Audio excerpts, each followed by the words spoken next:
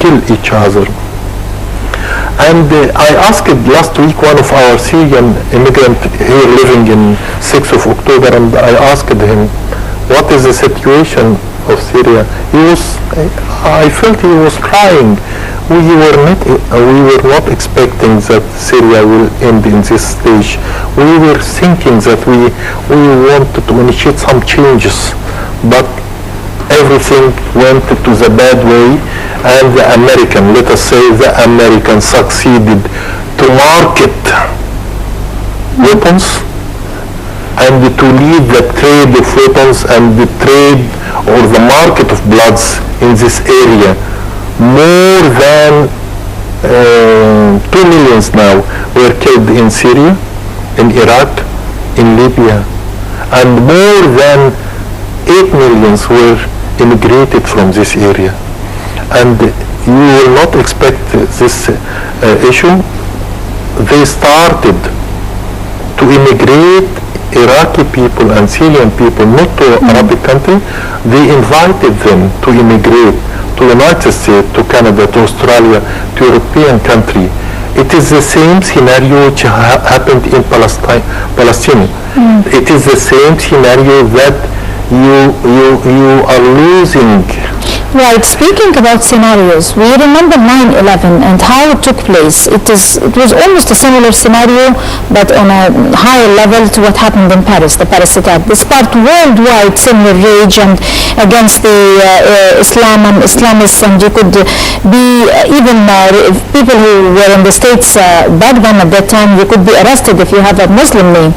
And even without any judiciary or anything, and you could stay in jail for months until you can get out. Now, the same scenario took place or is taking its course in Paris, and we all know what happened in the end after 9/11, the invasion of Iraq and the military strikes of democracy that killed and bombarded many innocent Iraqi civilians. Now, the same incident or a similar scenario took place in Paris earlier this week. So what could be expected? As I told you, my expectation is that they will destroy some area like in Yemen. They will let us say, stop the sympathy of the French people with our fight, or with Syria, with Libya. They will stop. They succeeded to stop it, and my expectation is that they will invade some countries or support invasion of some countries by the means of fighting terrorism. But for the sake, as I told you, to control Bab al-Mandab and to control Gulf of Aden and to control the entrance to the Red Sea. And it is a big scenario, and we are aware of that. It is a big scenario. All of this scenario that they wanted to make a circumference or a circle around Egypt. Egypt is the final goal. Egypt is the final, as they call it, the great cake or the great prize. They want to destroy the Egyptian army forces. They want to divide Egypt. They want to make chaos in Egypt. But we are, as Egyptians, we are aware. And as our president mentioned in the church with the Pope beside him, that we are Egyptian, Christian and Muslim, we are Egyptians. And we will fight for our survival, and we will fight for peace.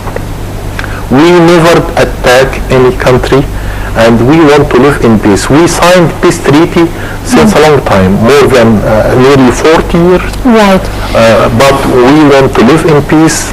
We don't like to attack any country. We don't like the market of blood and we are a peaceful country. Right. Unfortunately, we only have like less than 2 minutes left, but it is, I don't know if it's a coincidence or it's something that is always happening or noticeable, that those jihadist militants, every time they are existing anywhere and they have a history, if you look into over their history, they have very strong contacts with Western security services, and they are well financed and they are well trained militarily and logistically and everything.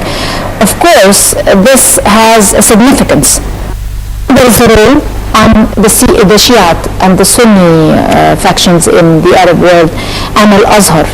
So what is the importance of that role to be able to stand to those crazy militant factions who are having connections with the Western intelligence services and trying to damage the solidarity of the Arab world? I think, let us say, the Soviet Union, the Russians, China, Chinese, the people who are supporting peace should take hand in this aspect and should say, please stop this market of chaos or market of blood, of market of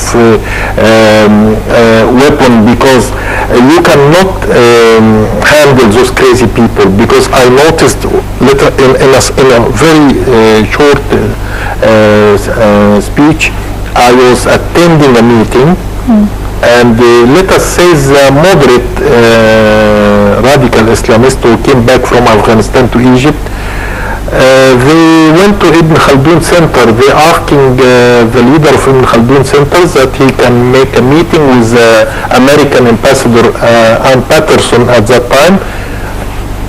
They want from her two things. They want from her psychotherapy and a chance for education, because you are dealing with the crazy people who lost hope in life, who are not educated, who lost their life in Afghanistan for more than 20 or 30 years, 20 years, and they are not educated, they are not graduated from higher school even. They are crazy, sure, because they killed hundreds of people and they lost their wives, they were married for several times, and they lost their brothers. They're suffering from trauma, mainly. Yes, so they asked him to make a meeting with, and what is strange for me is the question or their willing that they want the American to treat them and give them chance for re-education, which means that if you are caring about handling those people, you have to collect them and try to isolate them and make psychotherapy for them and re-educate them. Maybe there is a hope for one person, two person, from them. Rehabilitation, sure, because they have no hope in life. Can you imagine? Unfortunately, we're out of time, but thank you very much for coming over to Windows and Current Affairs, Dr. Essam Nazami. That was Dr. Essam Nazami, the political analyst, and this is where we end this edition of Windows and Current Affairs. Thank you very much for joining us, and please do join us again next week. Till then, that's a goodbye.